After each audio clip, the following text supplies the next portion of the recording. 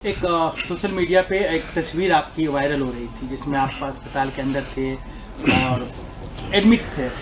उसके बाद कई तरह के सवाल उठने लगे। किसान सर गए वहाँ पे, फिर इसके बाद अस्पताल चले गए। क्या इनको चोट लगी? क्या पुलिस ने इनकी नहीं, पुलिस ने किसी भी तरह का दुर्व्यवहार नहीं किया। हम पिछले 1.5 महीना से बीमार चल रहे थे और हमने ये सोच रहे थे कि बीपीएससी की परीक्षा है, ख़त्म हो जाएगी तो दे देंगे इलाज, अपना ट्रीटमेंट ठीक से करा लेंगे यहाँ पर। इसी बीच जब सुबह सुबह बच्चों के ऊपर लाठी उठी चार्ज हो गई तो हमें लगा कि बच्चों के ऊपर नॉर्मलाइजेशन थोप दिया जाएगा, तो हम यहाँ क्लास ही ले रहे थे। 10 बजे वाला क्लास ख़त्म करके और चल दिया, क्योंकि बहुत देर तक ना खाए पिए भी नहीं थे और लंबे समय से बीमार पड़ रहे थे। तो वहाँ हमको वोमिटिंग रुक नहीं रहा था, तो हमको लगा कि अब हमको यहाँ से हटेंगे तो फिर ये बच्चे तितर बितर हो जाएंगे, इनकी मांग कोई नहीं पूरी। तो ज़बरदस्ती वहाँ रहे, जिस वजह से थोड़ा बीमार हो गए और थोड़ा सा बीपी वाला प्रॉब्लम ज़्यादा हो गया था। तो हमें लगा कि 170-80 ये मतलब अब घर पे ट्रीट करना ठीक नहीं है, इसलिए चले गए वहाँ। सर, ये पूरा मामला जो बीपीएससी में जो इस बार हंगामा स्टार्ट हुआ, ये नॉर्मलाइजेशन का जो मामला है, ये आम लोग स्टूडेंट तो समझ रहे हैं, एस्पायरेंट जो समझ रहे हैं, लेकिन आम लोग नहीं समझ पा रहे कि मसला है क्या। थोड़ा आपसे समझना चाहेंगे। देखिए, नॉर्मलाइजेशन तब किया जाता है ना जब एक दिन आप परीक्षा नहीं ले सकते हैं या नंबर ऑफ़ स्टूडेंट बहुत ज़्यादा हैं, तो कई अलग अलग बच्चों को अलग अलग क्वेश्चन दिया जाता है। जैसे बिहार है तो आप भागलपुर में अलग क्वेश्चन दे दें, बक्सर में अलग दे दें और सीवान जिला में अलग दे दें। इससे क्या होगा कि 3 अलग अलग पेपर देंगे। आप हम ही को दीजिए वो तीनों पेपर, तो हम खुद किसी में ज़्यादा नंबर आएगा, किसी में कम आएगा। मेरा खुद का तीनों में ज़्यादा नहीं, एक जैसा नहीं आएगा। ये फार्मूला मैथ पर लागू होता है। जैसे अगर किसी को कहा जाए 5 + 5 जोड़ो तो देगा 10, और उसे कहेंगे 20 + 10 जोड़ो तो भी बोलेगा 30, क्योंकि अगर उसे जोड़ आता है तो किसी भी तरह के जोड़ को जोड़ सकता है। लेकिन ये जीएस में लागू नहीं होता है। जैसे अगर हम किसी से कहें भारत का क्षेत्रफल बताओ तो बता देगा, कोई भी विद्यार्थी पढ़ता है। लेकिन अगर किसी दूसरे बच्चे से यही सवाल पूछा जाएगा कि तुम मंगोलिया का क्षेत्रफल बताओ, नहीं बता पाएगा। लेकिन कंप्यूटर कहेगा कि दोनों के क्वेश्चन का लेवल एक है, क्योंकि दोनों में क्षेत्रफल पूछा गया था। तो यही है नॉर्मलाइजेशन, आप मैथ में कर सकते हैं, यहाँ नहीं कर सकते हैं। अब आप जीएस में कैसे डिसाइड कीजिएगा कि बक्सर का युद्ध का क्वेश्चन ज़्यादा टफ है कि द्वितीय आंग्ल मराठा युद्ध का क्वेश्चन ज़्यादा टफ है। अमूमन अगर आप 100 बच्चों को दीजिएगा बक्सर का युद्ध तो बता देंगे, 100 में 90 बता देगा। लेकिन वही सवाल आप कहिएगा द्वितीय आंग्ल मराठा युद्ध बताइए तो 100 में 50 बता पाएंगे। तो बच्चों के साथ ये भेदभाव न हो, ये गणित में सक्सेस है। बिहार में यूपीएससी कोई राज्य नहीं लागू की है, क्यों ना यूपीपीसीएस में है ना कहीं पे, ना ही यूपीएससी ने लागू किया है। यूपीपीसीएस ने आरओ में लागू करने की कोशिश किया था, बहुत ज़्यादा हंगामा हुआ, बाद में ये चीज़ें को वापस लेना पड़ गया था उन लोगों को। तो आयोग को भी समझना चाहिए, जब यूपी में नहीं हुआ तो यहाँ क्यों लागू कर रहे हैं। दूसरा, केवल 5.25 लाख बच्चे फॉर्म भरे थे, तो भी कोई औचित्य नहीं बनता है। एक होता है कि आपके पास 1 करोड़ बच्चे फॉर्म भर दिए, आप एक दिन नहीं ले सकते हैं। जैसे रेलवे में नॉर्मलाइजेशन करने का एक ही कारण है कि उनके पास नंबर ऑफ स्टूडेंट ज़्यादा है, बस यही। सिंगल शिफ्ट और ये जो एक ही पाली में एक ही क्वेश्चन पेपर वाला जो मसला है, उसके पीछे क्या रीजन है? देखिए, अब जैसे कि आयोग की ओर से कहा जा रहा है कि हम एक ही पाली में परीक्षा लेंगे। देखिए, एक ही पाली में परीक्षा लेने के बाद भी नॉर्मलाइजेशन हो सकता है। आप सिंगल पेपर लीजिएगा और अलग अलग ज़िले में अलग अलग क्वेश्चन दे दीजिएगा। दूसरा, एक सबसे बड़ा इसका कारण क्या है, आयोग खुद डिसाइड करता है वो किसका जवाब देगा, किसका जवाब नहीं देगा। उसे स्टूडेंट के टेंशन से कोई मतलब नहीं है। जैसे ये सितंबर में परीक्षा होने वाली थी, फिर बाढ़ वगैरह के कारण नवंबर गई, फिर दिसंबर गई। शुरुआत में एक नोटिफिकेशन जारी किया गया, पूरे अखबार में चलाया गया कि 38 जिले का क्वेश्चन अलग अलग रहेगा। ये 2 महीने से बीपीएससी के टीचर और स्टूडेंट एक मेंटल ट्रोमा से गुजर रहे हैं। पहली बार होगा 38 जिला का क्वेश्चन अलग अलग हो जाएगा। आयोग का कहना है क्या कि इससे पेपर लीक नहीं होगा। तो एक पेपर लीक एक समस्या जैसी भयावह है, वैसे ही नॉर्मलाइजेशन एक भयावह समस्या। अब हमसे कोई कहे कि आपका दाहिना आँख फोड़े कि बायां आँख फोड़े, काहे फोड़ोगे भाई? तो आप अपनी व्यवस्था सही रखिए, पेपर न लीक हो यहाँ पर। उसके बाद हुआ कि नहीं, 3 पेपर लेंगे। उसके बाद हम लोगों की मीटिंग भी बुलाई गई थी, तो उन्होंने हमें समझाया भी था कि देखिए, नॉर्मलाइजेशन की प्रक्रिया ठीक है। हम लोगों ने कहा था ये मैथ के लिए ठीक है। अब जैसे साड़ी भारतीय ड्रेस है तो महिलाओं के लिए ठीक है। अब आप ये कहिएगा कि खान सर कह रहे हैं कि साड़ी एक भारतीय ड्रेस है तो क्या हम साड़ी पहन के हम घूमेंगे? आप समझिए, ये मैथ के लिए ठीक है, आईआईटी में लगाइए, हम वो पहले से लागू है, हम कहीं उसका विरोध नहीं कर रहे हैं। लेकिन जीएस के लिए लागू नहीं है यहाँ पर, तो आयोग इसका खंडन नहीं किया। और सबसे बड़ा आग में घी का काम किया, 4 दिसंबर को आयोग ने एक नोटिफिकेशन जारी किया हर एक डिस्ट्रिक्ट मजिस्ट्रेट को कि हम आपको 3 तरह का पेपर भेज रहे हैं। और यहीं से ये आग फैल गई कि आप 3 तरह का पेपर क्यों भेज रहे हैं। हम लोगों ने कहा कि आप एक नोटिफिकेशन जारी कर दीजिए कि इन 3 पेपर में से किसी एक का ही प्रयोग आप सभी जिला में करिएगा। तो आयोग ने कहा कि हम नहीं बोलेंगे। तो हम लोग को मजबूरी में जाना पड़ा और वापस वहाँ से लौटे इसी आधार पे कि आयोग ने शाम को 7 बजे 8 बजे के बीच में एक नोटिफिकेशन जारी किया कि हम एक ही यूज़ करेंगे। हमारी बात ख़त्म हो गई यहाँ पर। सीधी सी एक छोटा सा नोटिफिकेशन आप ऑफिशियली दे देते तो कभी बवाल नहीं होता। एक शिक्षक से पूछिए, हम लोग चाहते हैं पढ़ाना, शांति से पढ़ाना, 10 घंटा 12 घंटा पढ़ाने के बाद इतना हिम्मत और होश नहीं रहता है कि हम लोग जाके सड़क पे जाके लाठी खाएं। लेकिन सर ये कहना चाहते हैं क्या केवल बीपीएससी नॉर्मलाइजेशन वाला पैटर्न तो नहीं अपना रही है, इससे पहले भी अपनाया गया है कई एग्जाम में? जो भी एग्जाम में अपनाया गया है उसमें 2 ही कारण रहे हों।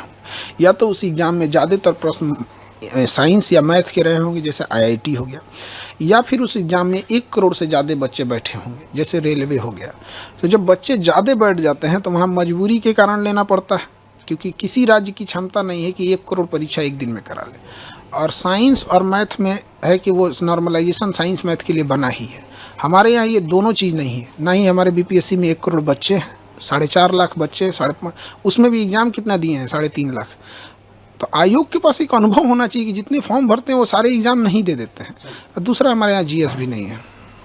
पेपर लीक की समस्या कितनी बड़ी समस्या मानते हैं? क्योंकि जब भी होता है बिहार में हल्ला होता है कि पेपर लीक हो गया, हर जगह से यूयू छापा मारना चालू करती है, कहीं पकड़ाते हैं कहीं पकड़ाते हैं। तो ये कितनी बड़ी समस्या है बिहार की? देखिए, ये इससे बड़ी समस्या विद्यार्थी जीवन के लिए कोई नहीं हो सकता है। इसमें सबसे ज़रूरी चीज़ क्या है कि जिस पे शक हो उस पे नार्को टेस्ट कराया जाए। क्योंकि कई बार ऐसा क्या होता है ना कि कोई व्यक्ति खुद नहीं इन्वॉल्व होता है, लेकिन जब उसको पता होता है कि यह व्यक्ति पेपर लीक करा रहा है तो वहाँ आँख बंद कर लेता है। तो ये भी एक तरह का अपराध ही है। तो नार्को टेस्ट कराएं मीडिया के सामने, और इसके लिए कैपिटल पनिशमेंट, फांसी की सज़ा रखी जाए, उससे नीचे कोई सज़ा नहीं।